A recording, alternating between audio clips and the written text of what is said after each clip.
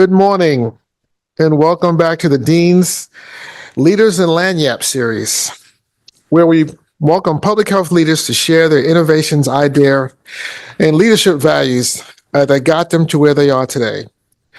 As we get started, I want to briefly ground us in the work we're here to address and the land that we inhabit. The city of New Orleans serves as a continuation of a great indigenous trade hub known to the Choctaw, Houma, and Chittamauga, Biloxi, and other native peoples as Balbacha, the land of other tongues. For thousands of years, people have lived along the Mississippi River, and our city served as a place for diverse cultures to come together. New Orleans today is situated in the American South, historically and presently the epicenter for inequities in our nation. If we are to make our world a more equitable one, we must include and center the places and communities subjected to the greatest inequities, in part because the solutions we seek live in those exact communities. The origins of this lecture series comes from a school-wide desire to give our students the tools and experiences needed to become the next wave of innovative leaders. Through these opportunities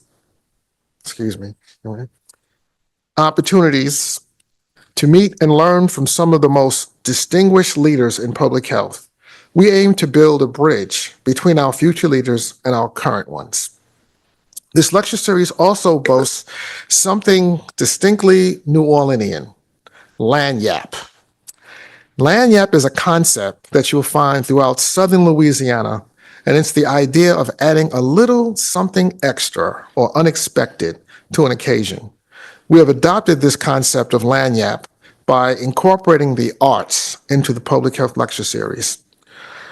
Our previous exhibit, In the Quiet Drift, came down yesterday, but we hope you'll join us for our next exhibit opening March 27th. This new exhibit is in collaboration with our Center for Youth Equity within the Violence Prevention Institute here at Tulane. And we'll showcase original art from young artists from around New Orleans. And now let me introduce this month's speakers. Dr. Shawn Gibbs is Dean of the Texas A&M University School of Public Health.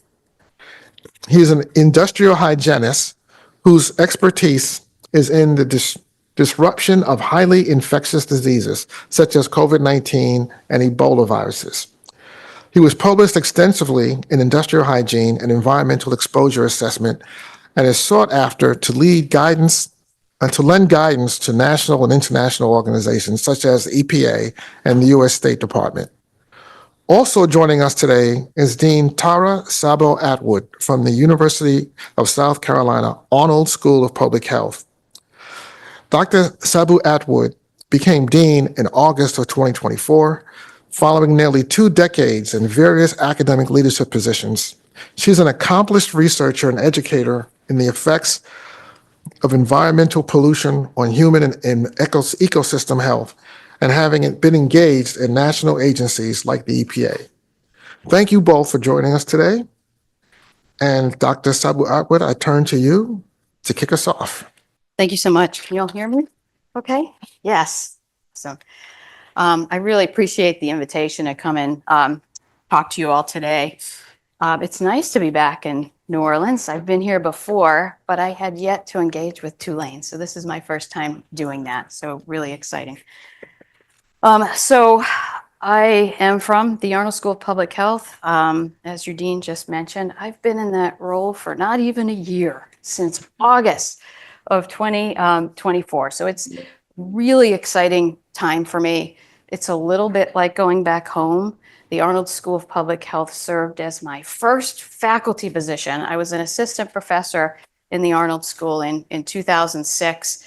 Spent about 4 years there, went to University of Florida for 15 years, which is where I gained a lot of my leadership experience, and then came back as dean. So it's kind of closing the circle a little bit from a career standpoint. It's also an exciting time for our school because we're celebrating our 50th year. So we're doing lots of celebrating since I started, and we've been doing things like tracking down our first student that was ever enrolled in the Arnold School and our first graduate of the Arnold School. They are still around and have had wonderful conversations and has allowed me to really get a sense of the history of the school in the short time that I've been there so far. So what I've been asked to do today is to talk a little bit about my career journey, what I've learned about leadership along the way. And I'm not moving forward here. So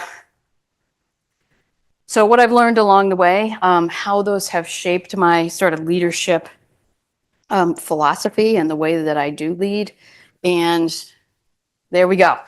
And then if there's time, we don't have much time today, sort of what the field of public health needs, I'll give you my thoughts about that a little bit. So I titled this Under the Microscope because I'm an environmental toxicologist by training. And so I started my career looking under a microscope. So I had to slide that piece in to the title. But so I'm going to start by a question, by a show of hands. Who wanted to be a public health professional when they grew up? So think back to your 10 or 12-year-old self.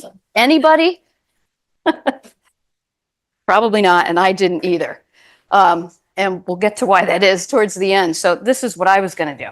I was actually going to fly fighter jets for a career, and I might have been influenced by the original Top Gun movies in the 1980s. It turns out that in the 80s, women were not allowed to fly in combat. And so that sort of pushed me down a different path because I was not so pleased about that. So I had to think about what else I wanted to do. So a couple things to know about me is I'm a complete and utter introvert. I was a very quiet child, and reflecting back on that, I'm not sure anybody would have said those are qualities that we would think about for someone in leadership. So I had to think of what I would do. I was good at math and science, and I got an undergrad degree in genetics. I then went on to work in a clinical genetics laboratory where we did a lot of diagnostic work, looking at amniocentesis and pre and post bone marrow transplant samples. And it was good and it was fun and I learned a lot, but it became very routine. And then I was approached by my boss at the time who said, we really need to stand up a research arm to this laboratory.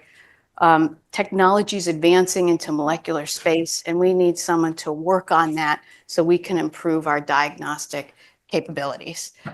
So I thought, what the heck do I know about research? Not much, but I was given this opportunity. I took it, I did it well, and then I had the research bug. I then went on to get a doctoral degree in pharmacology and environmental toxicology, which was really sort of central to my research program. And then a little bit of serendipity played a role, and I ended up always in a college or school of public health. And I think as someone who is a STEM trained kind of researcher, my career could have gone in several different ways. I could have ended up in arts and sciences or engineering or a number of different places, but I ended up in public health, and boy, am I grateful for that. And it's really sort of shaped the way that I thought about my research program, how I applied that research to solving complex issues. And here I am as a dean of public health. I then tried something else new. I was then approached to engage in several different leadership positions. There's a long line of those. I ended up being a department chair for 10 years at the University of Florida, and I was the chair of the Department of Environmental Global Health and really built up that program over about a decade. But until then, I was really approached and asked about being in leadership. And so I really wanted to do something more thoughtful from my standpoint about building something out and having a goal towards gaining a leadership position. And I did that with an associate dean position. And I was able to build out wellness programming for faculty, staff, and students at the college level at the University of Florida. And then I was the first person to hold the position of Associate Dean of Wellness Programming and Cultural Affairs. So I was really proud of being able to do that. And then it really got me thinking about, do I really want to be a Dean of Public Health? And the answer to that is obvious now that it was yes.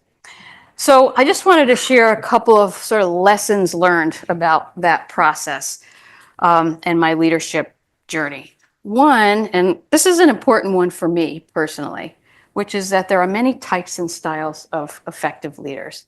And so I'll loop back to that idea about me being an introvert and being sort of quiet, right? And I think people like that can be very effective leaders, just as good as those folks who are extroverted.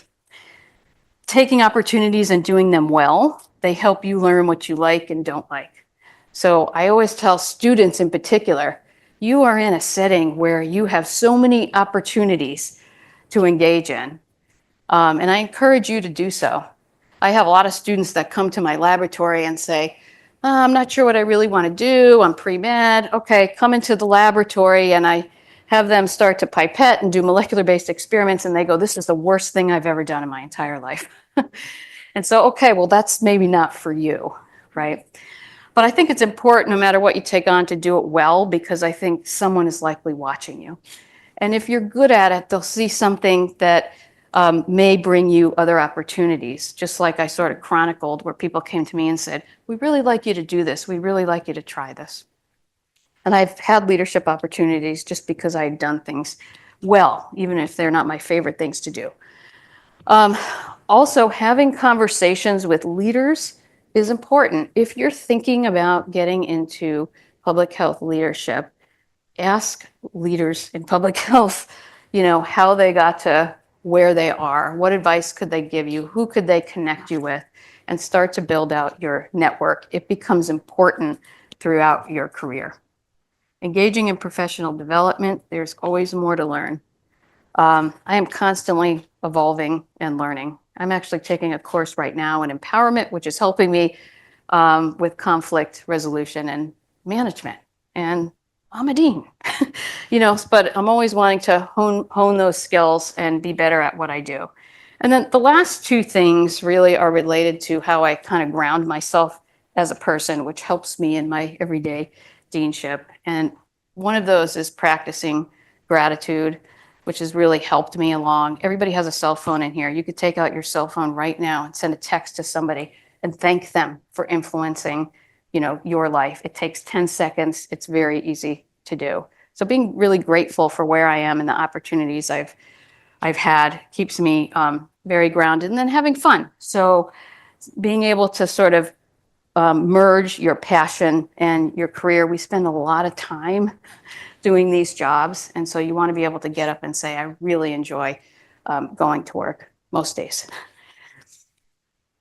And so what can I garner from that with respect to my leadership style? There are a lot of things here. I just picked 5, and I strategically picked 5 that would spell out voice, because it's really in leadership where I've been able to find my voice. And the first one is, I think, really critical, and that is really looking inward and understanding what your core values are. Those will be challenged in leadership, and you need to be able to understand what those are and be able to defend them. I think observing, and what I mean by that is self and situational awareness, really paying attention to people. Most of the job is working with people and getting everybody on the same page and heading and pointing arrows towards agendas. And so understanding people and what makes them tick by really paying attention to them, I think, is a really important aspect of leadership. Impact, everybody wants to have an impact, but really, thinking through what kind of impact you would like to make. Communication is critical. One of the first things I did as a new dean is to set up several unique avenues of communication between faculty, staff, students, and myself. How do I actually get in front of 4,000 students and 350 faculty and staff? It's a huge challenge. So setting up some unique ways so we have two-way continued communication has really gone over super well since I started my deanship. And then the last is evolve. We were talking earlier, we make mistakes. And so recognizing those mistakes, learning from those mistakes, and being able to evolve as a leader, I think is really important as well. I'm just gonna wrap up by, we were just having this conversation with students, which was so much fun, about kind of where we are in public health today. And so one of the things I think we wrestle with is some kind of unified identity. And that's been somewhat distorted or diluted, and there's lots of adjectives that we could used there, but thinking through what do we want to be known as? How do we want to be thought of? And I think a lot of that is rooted in communication. And I think we need to think of better, more innovative, modern ways to be able to communicate about public health. It's a really diverse field. I mean, just speaking to the students, some are in epi, some are in biostats, some are in environmental health, and that makes our job quite challenging. The other thing I'll mention is I think we're not doing a great job in K through 12. And probably a lot of this stems from, I have a 10-year-old and a 17-year-old, so poor them. I'm probing them all the time about what they know about public health, which is really not a lot. Sort of looping back to the question I asked at the beginning, who wants to grow up and be a public health professional? I don't think that reaction would change if I asked K through 12 students that today. And we've known that for quite a while. So I think we have to do better. These are the younger folks are the generation that are going to be leading us in the future, right? So we really need to get to them earlier. And then I think public health expertise is needed more than ever. So I think it's important that we communicate about public health. We all know there's struggles in public health workforce. And so getting people to enter into the field of public health, I think we're at a crossroads with that, and it's really important. So I don't have solutions to all of this, but things that I think we really should be thinking really hard about. And it's things that keep me up a little bit at night. So maybe we can have some more discussion about that as we go forward today. So I'm probably up with time, so I'm going to now turn it over to Dean Gibbs. And thank you for your time. Well, hello, Tulane. How are you doing this morning? All right, excellent. I'm going to disagree a little bit with Dean Sabo-Attwood here. I remember distinctly at 9 years old looking at my parents and going, I want to be in public health and I want to be a dean of a school of public health. No, I'm kidding, of course. No one ever said that. I'm the first in my family to go to college. My father was a postal worker, and my mother worked at a Tasty Freeze. If you don't know what that is, it's kind of like a Whataburger, but regional in Ohio. And I was one of those people who, navigating through my undergraduate experience, I was still trying to figure out what I wanted to be, because the only goal I had at that point was to finish my undergraduate degree. And I was luckily, Ohio State University at the time had a career services group that you physically went to and flipped through 3-ring binders of paper to look at, a couple are laughing because they did that as well, to look at career opportunities. And just by happenstance, as I was graduating, I ended up taking a contracting position for US EPA's Office of Research and Development. And I was running field crews up and down the East Coast. And you know why I got my master's degree? The company, for the students, this is going to freak you out. The company at the time paid for my tuition. The companies used to do that fairly regularly. It's a little bit more difficult now. But I remember being 22, 23 and thinking to myself, I've just spent a whole lot of money to graduate from Ohio State. It was the most expensive thing I had ever done in my life. And if I'm not working on my master's degree, then I'm not getting the full value of my compensation. So I did my master's degree while working full time. My advisor at the time at one point stopped me and said, "You're pretty good at the research thing. Have you ever thought about going on for a doctorate?" My answer was no. No, I had not. And I ended up going on and doing my doctorate there at the University of Cincinnati as well. I chose the University of Cincinnati because it was across the street from where I worked. I did not know it had, at the time, a top 5 environmental engineering program. As I was finishing up my doctoral degree, I started looking around for various positions. I took the Foreign Service exam and was planning to go into work for the U.S. Department of State. And as I was going through the interview process, one of the things that occurred is, as I was about to interview in DC, is the U.S. Department of State will not let you bring a non-relative with you overseas. At the time, I was dating a young woman for 9 months. We were not ready to get married. We were also not ready to break up. So I took a faculty position at the University of Texas School of Public Health. 25 years later, she still thinks that was a good idea. And there at the School of Public Health was where I got my first taste in leadership. Someone approached me. We were putting together a grant, a P20 grant, a Hispanic Health Disparities Research Center, and they needed someone to work on the dissemination core between the Hispanic Health Serving Institution and the R1 institution. And I took over leadership of that project and just started moving forward through there.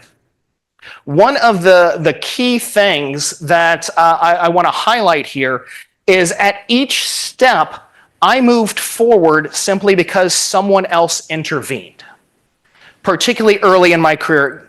Going along with what Dean Sabo-Attwood mentioned earlier, someone recognized something in me and said, hey, have you thought about X? Have you thought about Y?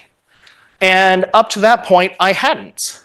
Now, once I got into the point of where I was a tenured associate professor and had taken on some more leadership roles, I started becoming more deliberate about where I wanted to go in public health, where I wanted to go in leadership. I started having a plan. And I was at the University of Nebraska Medical Center when Dean Ayman Elmahandes called me into his office one day. And at this point, he and I had only interacted once, and it was a little bit of a disagreement about a policy. But Dr. Elmahandes is the kind of guy you can disagree with, and he loves it when you disagree with him. And he asked, I walk into his office and he goes, I want you to take Alice's job. And my first thought was, what the heck happened to Alice? And he's like, oh, no, she's going to be an associate dean. So I started there working in running the master's programs for the University of Nebraska and also director of research for their biocontaminant unit. And I was director of research for their biocontaminant unit when we were landing Ebola patients in Nebraska, and still am heavily involved in that. And after so many years in Nebraska, I was a believer that public health needed to go beyond graduate work. Public health also needed to be involved in the undergrad. And I got approached about a position at Indiana University. And Indiana University Bloomington was one of the first to really adopt undergraduate public health education after that report came out in the Institute of Medicine, which I think was in 2002 or so. So shortly thereafter they did. And I went from a graduate-only institution where we had about 400 total students to an undergraduate institution with about 3,000 students, about 2,500 of them at the undergraduate side, and I learned the undergraduate side. At that point, I participated in the Big Ten's academic leadership program. And one of the things that I noticed going through the Big Ten's academic leadership program, number one, the food is phenomenal. And all the Big Ten universities compete over who has the best ice cream. I will tell you, it is Maryland. Of course, sorry, someone from Maryland agreeing there. Yeah, they had lovely coffee ice cream. I'm just throwing that out there. But so many people in my cohorts were embarrassed to be leading. There was always some variation of, I was pulled to the dark side.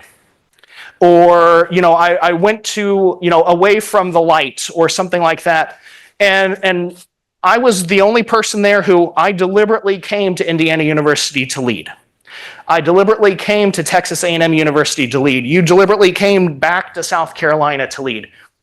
There's no shame in stepping up to lead.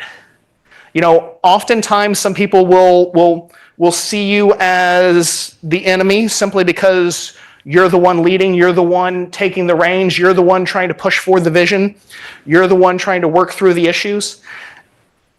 We pull on our own experiences through everything we've gone through. And one of the things that I think is really important as a leader is to communicate with people why you're making decisions. And we just talked to a handful of students, and one of the examples I shared with them is at the dean level or the department head level or the associate dean level, it's never choose A or B and the answer is 95% A. It's always A, B, C, D, E, F, G, and it's 10%, 9%, 15%, 12%. So you're always making a decision that essentially 80% of people would not have chosen that decision. So it's important to really explain to people as best you can how you came about that. And one of the things that I think is important is once people know your rationale, once people know that you're acknowledging that this is what I think is best based upon this information and the feedback from all these constituents. This is how I think we push our School of Public Health forward. People are a lot more understanding of that.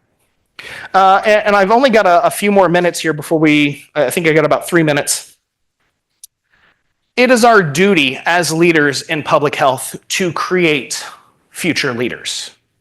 I think this is one of the things that Dean Levis is really trying to accomplish through this. It's not enough that someone taps you on the shoulder and says, have you thought about being a core director? Or would you come and be the director of our MPH program? You have to be keeping an eye out for those individuals. You have to be looking for the next person to tap on the shoulder and say, hey, I know you're a phenomenal associate professor. Take a look behind you. People are lining up behind you because you're a natural leader and they want to follow you. Have you ever thought about being a department head in the future? Have you ever thought about X, Y, or Z? Getting people into those development processes. Really helping people bloom into leadership and understanding the responsibilities that come with that.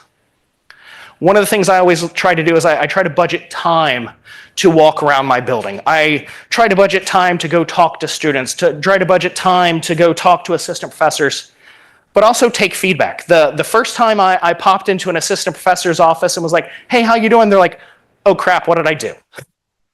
So now I'm like, hey, I've been working on the computer all day, just walking around, trying to get my steps in, stretching my legs. So it's a little bit less frightening that, oh my God, the big positional L leadership is now in my office for no reason. What did I do? And really just try to ask them what's going on with their world. Be kind. People really respond more when they feel that you understand what's going on with them. And this is something that I'm constantly reminding my leadership team. Budgets aren't numbers. Budgets are people. There's a lot of stuff going on in public health right now. There's a lot of things that all three of the deans up here are navigating. And at the end of the day, one of the things that I always remember is I've got about 3,000 students to take care of, and I got 300 to 400 individuals whose families are counting on this position so that they can pay their mortgage and send their students to school and so on. So I'd really kind of like to end this with just a call to those of you who would like to move into academic leadership to really consider it. Also, for those of you who aren't interested in academic leadership, when you see someone who has that natural ability, if she's an associate professor or is starting to chair this committee and she's good at it, tell them, encourage them, help foster that notion that moving into academic leadership isn't moving to the dark side. It's helping to move the entire school and the field forward. So, and I'll end there and turn it over to our host. So Shawn, I want to start with where you just left off, this idea of going to the dark side, because that is definitely the reaction. You hear it a lot. A lot. Tell me about it. When I announced that I was going to become a department chair, that's what I got. You're going to the dark side, and all my colleagues. Talk a little bit more about that. Where do you think that's coming from, and where do you see and describe? Especially, we have a number of our faculty members in the room. What is the light on the dark side? So I'm going to share a little story, and I shared this with some of the students earlier. One of my personal mentors, Eliza Pavalko, she was vice president of faculty affairs at Indiana University. And one of our first times meeting, we were in this meeting about non-tenured faculty.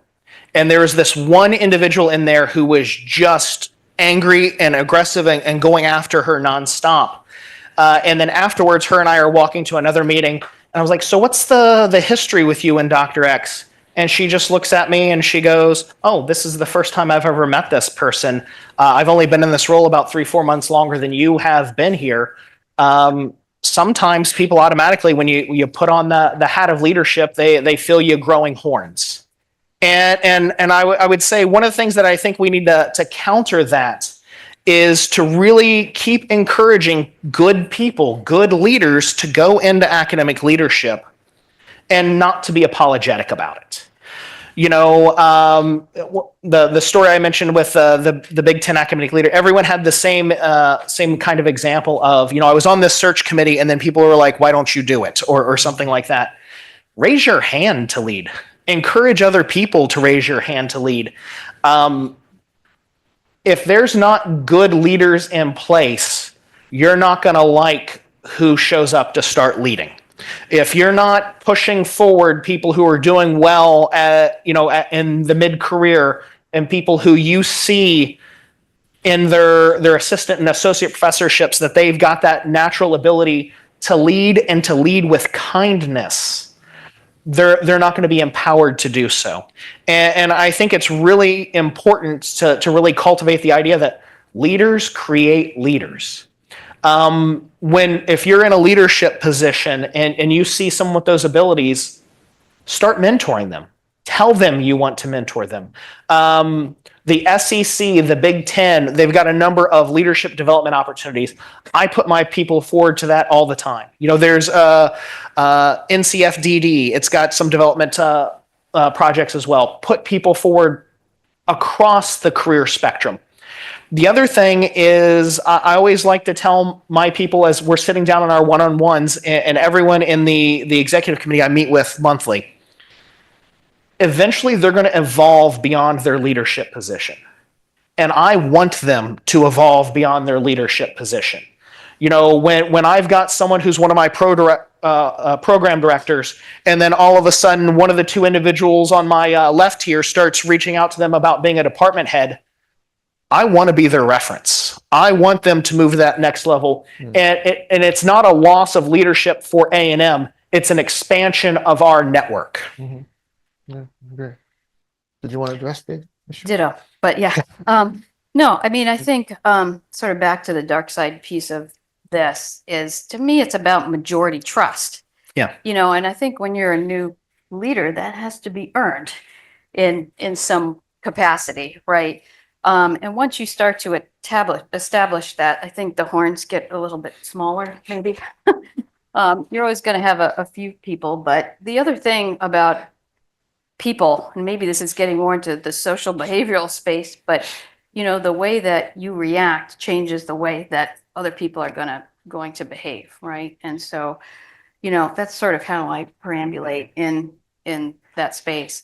I think with respect to the leadership, I agree 100% that part of what our role is to gear up the next generation or the next leaders. And sometimes that can be tricky space because the people who think they want to be leaders may not be the people that we think are going to be the best leaders. So just because you're great at getting 5 R01s and you're like a rock star researcher doesn't necessarily mean you're a really effective leader. I think those are two different skill sets. Some people have all of those skill sets, but not everybody. So I think for me, at least, it becomes a job of trying to, sort of push the people that I think will be very successful in that space forward and give them opportunities. I also have engaged in quite a bit of professional development. So I attended ELAM out of Drexel, which is Executive Leadership in Academic Medicine. It's women's leadership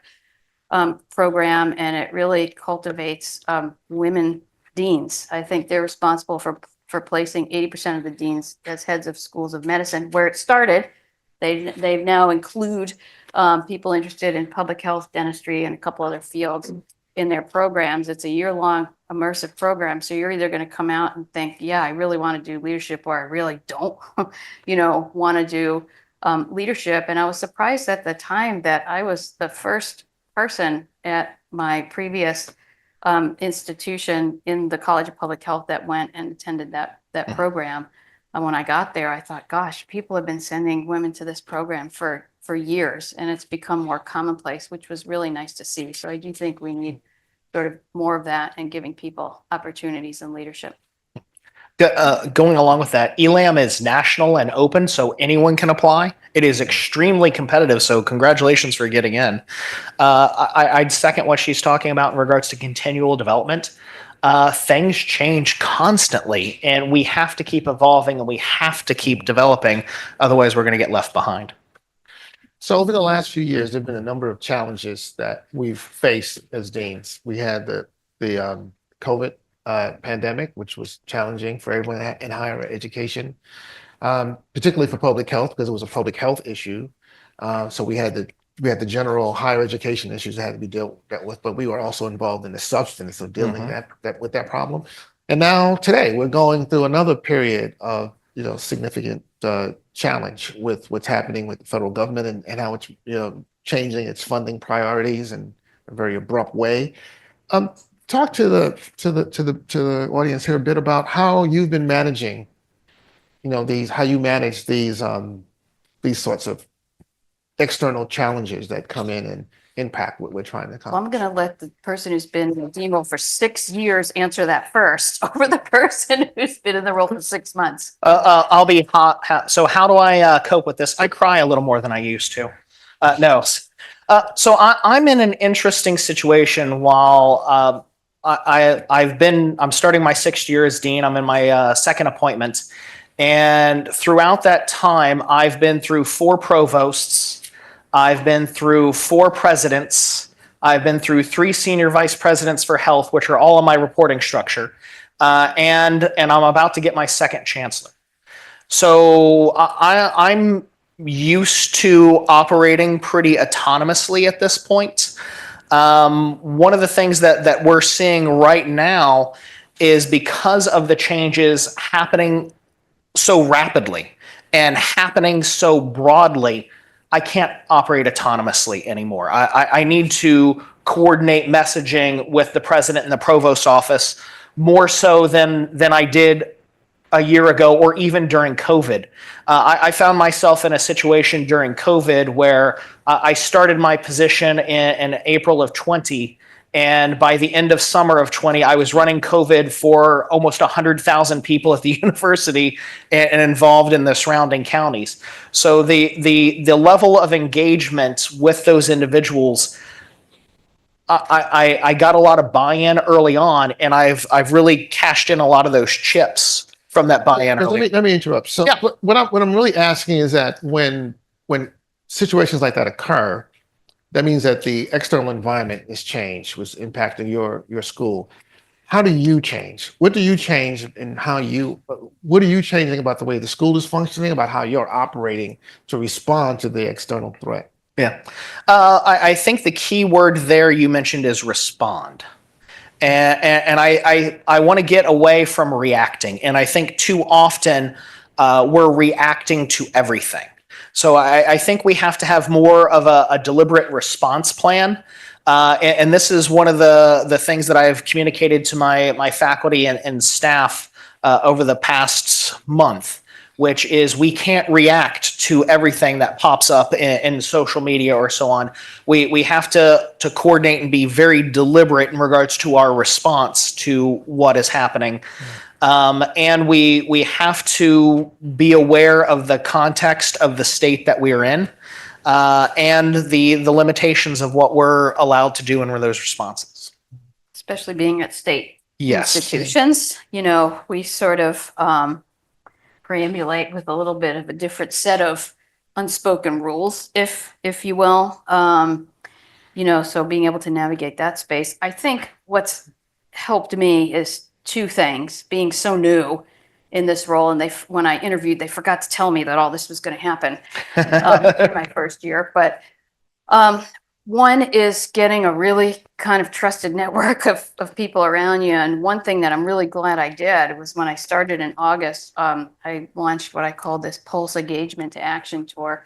But as part of that, I met with every single dean on that campus, which I now have lifelines to, which is really, really helpful when you're sort of the newbie on the street and you're even trying to understand what's being asked of you, and everything's chaotic, and we have these really rapid timelines. So I thought that was a very good thing that I did, and I'm glad I did it.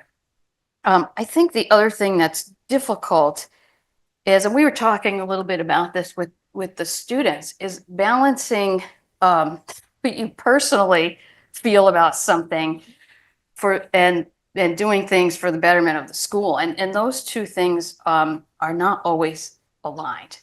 And that is a difficult space to navigate, but I've been really sort of thoughtful, about how to do that. And I do that by keeping my eye on the end game. And what's the end game? The end game is to still do really solid and good public health work. And so we might have to take winding roads and compromise a little bit in how we're messaging about that and how we want to get there. But that's sort of where I want to be able to be, is to keep my unit moving forward and doing the good public health work that we do. Okay, I'm going to open it up for the audience to ask any questions, and I'll ask one as we get started. Tell us why you are hopeful, and I'm assuming you are. I wouldn't have invited you here if I didn't think that you were going to both be hopeful, and convinced, as I am, that there is a bright future for public health. Why should students go into this field today, in spite of all the challenges? I mean, I do think we are at a bit of a crossroads with that. And, but there's a lot of smart people out there, so I think what we have to do is unify more than we have in the past. And I think we're going to have to think about how to do things differently.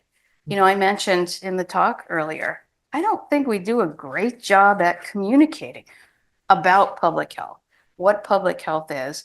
And I think things have evolved in that space because communication is rapid. It's on social media, especially to the younger generations, they communicate differently. I have a 17-year-old that will never, ever read an email.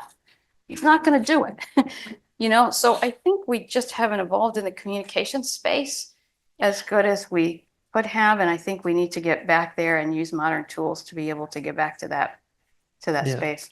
So we stream these events, and so a lot of prospective students are watching this, and people who are thinking about, and I know this question is coming up a lot. Well, is there a future for this field? Why would I get my degree? Tell people, look into that camera and tell them why we should still do public health, why you should get that degree. First and foremost, there's a lot of differences right now, but there's also a lot of similarities. Texas A&M School of Public Health, we've got about 3,000 students. They're very employable. Traditionally, over the past few years, we only send about 25% into local or governmental public health.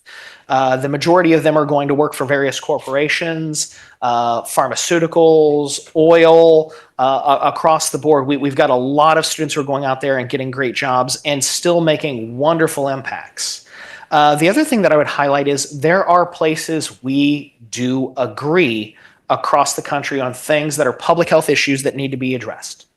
Texas A&M School of Public Health, we just received $25 million for a 3-year project from the state of Texas to deal with opioid-related issues. Healthy aging. There's areas to agree in regards to healthy aging.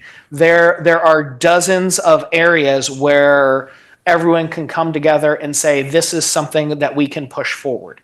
And I think that's the key, is looking and trying to focus more on those areas of agreement and trying to really push public health forward through those areas of agreement. The students, they're why we're in a school of public health versus being in any other type of institution, right? The half dozen or so we met with this morning from Tulane were just delightful. Anytime I lecture in a class or meet with a student organization, I walk away from it feeling reinvigorated. They've got ideas, they've got concepts that are going to continually push the School of Public Health, or all schools of public health in the field of public health forward. I got asked by ASPPH a couple years ago to run a session at the March meeting on AI in the classroom.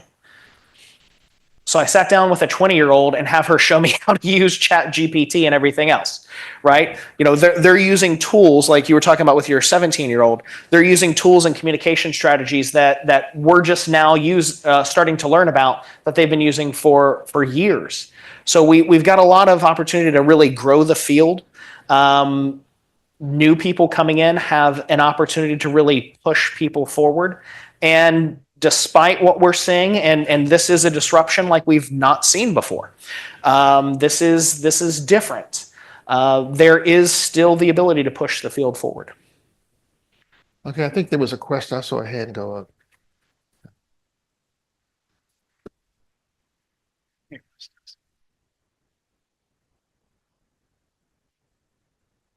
Thank you.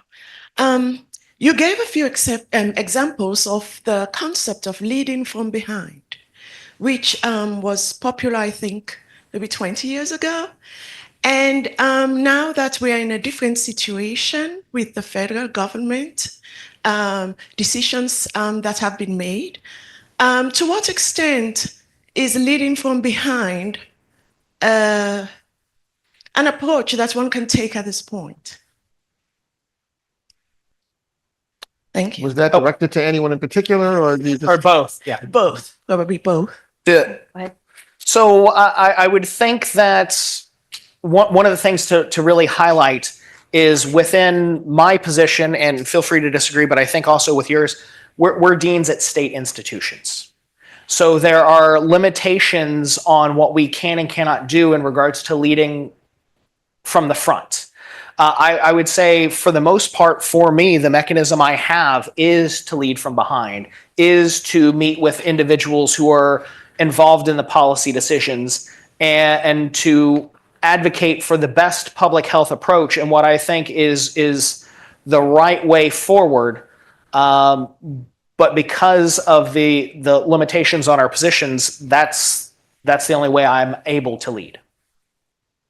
Yeah, I agree. I mean, we are in positions being in state schools where we maybe have to be a little quieter on things, and it doesn't mean we disagree or agree, but just the nature of the fact of being at state institutions, we sort of live in that kind of space. And in some cases, being really outspoken about something or being way up front can really be detrimental to where we are trying to get to. So we do tend to lead by behind just by nature of the positions that we have. When I have to challenge some of this, yeah, what yours, I'm not sure we all have the same definition of leading from behind, but creating new programs is not leading from behind. And that happens at state institutions, even right now, deciding what your admissions criteria is going to be and what students you're going to admit. That's not leading from behind, and that still happens. I mean, there's a lot of leadership that happens. When you say you're talking about speaking out, and that may be part of what you can't do, but I'm at a private institution. I can't speak out as freely as I'd want to either, because anything I say is viewed as the official word of the school. Right. And I have to be thinking about, okay, what should be the official word? It's not necessarily my own personal opinion. So but that's not leading from behind. That's just leading. That's just part of being a leader. Yeah, agree. And I guess it depends on how you frame the question. But, I think what we're referring to, and you can disagree with me, is leading by behind, meaning we're not way out front of sort of the current situation and the chaos from that standpoint. But we're absolutely doing leadership. But how are you not out front? Isn't it the case that the grants that are being pulled I would think are disproportionately impacting your school over even the other schools at your universities, right? Typically public health schools are more dependent on federal grants than other schools are. So we're all clearly in the crosshairs here, and you may not be out front as far as, leading a rally across campus against the administration, yeah. But in what way are you not leading? And what way are you leading from behind on these topics? I'm not sure I get it. Maybe we're not defining leading from behind. Yeah, I think we may be having different definitions. Yeah. So I would say in regards to what you're talking about is we're talking with our congressional delegations, and we're explaining to them, the impact of X, Y, or Z, or we're explaining to them what we're trying to accomplish with a certain grant. And just because something has been in there that's been flagged isn't necessarily the sole purpose of that grant. What we're talking about is the impact to the rural community within the state of Texas, which is significant. Mm-hmm. One of my centers puts out Rural Healthy People 2030, which is a companion piece to Healthy People. And, it really lays out a lot of the inequities between the rural and the urban environment and the impact that that has. So we're leading, we're communicating, we're just not able to put out some of the statements that many of the deans at private universities or some of the others can do. Maybe it's leading from behind is not the right phrase. I very much disagree with that. I think everything you described is leading. Yeah. Period. You're doing the Yeah. job, you're leading, Yeah. and it, whether you were at a private or public institution, what you're describing doesn't sound any different than what I'm doing here. And I would also say, nationally, a lot of people are just starting to deal with these issues. As we talked about at dinner last night, we've been dealing with a lot of these state issues for 5-10 years now. Yeah. So I find myself right now with my school, we went through the first wave of this several years ago and had to have tweak and address some of the things that we are able to do and we're not able to do. Maybe it's leading more quietly. I've never been accused of being quiet. Well, I'm the introvert, so I can say that. Thank you so much for sharing your perspectives. I was wondering if, now that you're in leadership positions, is there anything that you miss or anything that you feel like you've sacrificed about your life before becoming a leader in the field of public health? Like, do you miss being in the lab pipetting or, teaching full courses and things like that? Yeah, for me, I'm adjusting to downsizing a large research, operation. But I still think it's at the core of what I do. So I will keep that small. And so the things I'll miss is the students in particular. I love working with students. But I don't think I'm not going to do that. I think I'll just do that in a little bit of a different way. And this came up before too. It's like, it's really my turn to empower others. And that's really a core part of leadership. So, I can help get the grants and get the students and then, help young faculty sort of lead those charges. And so I can be engaged, but more on the periphery and sort of help other people be propelled forward in that space. So it still allows me to have a little bit of a hand or foot in it, but I'm not sort of driving it because I won't have the bandwidth to do that. I think it's very important for deans to still stay involved in research and in the classroom so that they understand everything that's going on and to have that involvement with students and faculty. I don't teach my own classes. I guest lecture about a half dozen times a year. And I'm still research productive. I do 3 to 6 publications a year in my area. And what I would say now, it's a balancing act. You're pulling forward, and part of that is understanding the needs of your constituents, understanding the needs of the faculty. I've seen some individuals who interpret a dean focusing a lot on research as or teaching as not being there to advocate and to support the faculty and staff. Now, one of the things that I miss most, being able to truly unplug. I miss being able to take a week's vacation and not have to check email or texts about what's going on either in the world or back at the institution. And I think once you get to a certain level of academic leadership, being able to truly unplug becomes more and more difficult. Mm-hmm. It's a lifestyle more than a job. Yes, you mentioned that last night, and I thought that was a very, very appropriate phrasing. Very routinely, this is a 6-7 day a week job. Very routinely, it's you were running from meeting to meeting today.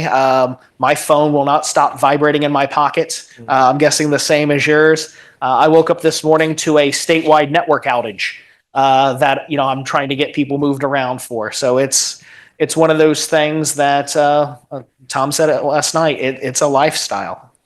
Yeah, I like the term work-life prioritization rather than work-life balance. Yeah. I think it's more realistic. Okay. Love it. You have to. You got to be a crazy person to love this job, but that's what it takes to be. Any other questions? No? So any final parting shots? If you were talking to yourself back when you were a student and, just trying to figure out what this was all about. Probably, I'm sure, couldn't envision yourself being you in particular as you're now dean of the same school that you were a student at. Probably could never have envisioned that one day you'd be the dean there. Any parting words or final statements you'd want to make, especially to budding leaders? Budding leaders. Yeah, I think people should just be really more deliberate about thinking about, leadership and, sort of just reflecting on my career. I didn't think about it much, and no one really told me to until they did the tap on the shoulder and said, you might be good at this, and I did that for a number of years. So, especially to the younger folks, is really think about it, try to gain experience in it, talk to leaders about their journeys, and maybe you can get ahead of what I did a little bit. Not that I would change anything, but so I think, yeah, just being more deliberate about the thoughts of leadership in public health. If I could change something, I think I'd go back to myself and my master's and my doctoral program and tell me to focus more on the competencies and skill sets I was developing than on the grade in the course. I did my MBA when I was an associate dean at Nebraska, and it was the first time in my career where, let's be honest, I was a tenured full professor, I was an associate dean, the grades didn't matter. Just passing and moving forward. So I was so focused on developing new skill sets within each of the courses. The grades naturally came. I did pretty well in my MBA, I'm just saying. The grades came, but my approach to it was completely different. Instead of going in and going, I got to get an A on this exam, it was going, oh, wow, this is neat. I can apply this to my laboratory. I can apply this to X, Y, and Z. And honestly, that was not the approach I took to classes when I was in my master's and doctoral program. It was more the approach I took to the laboratory-based research or the field research I was doing. But I for whatever reason, I wasn't drawing those connections as readily as I did when I was doing my MBA. There were lectures I would attend in my MBA, and then I would go back and I would change how I was managing my laboratory because of it. A big thank you to everyone joining us today, both online and in the auditorium. And a big thank you to our speakers. A couple of quick announcements before you leave. We hope you join us for the next Dean's Leaders in Lagniappe lecture, Wednesday, May 7th.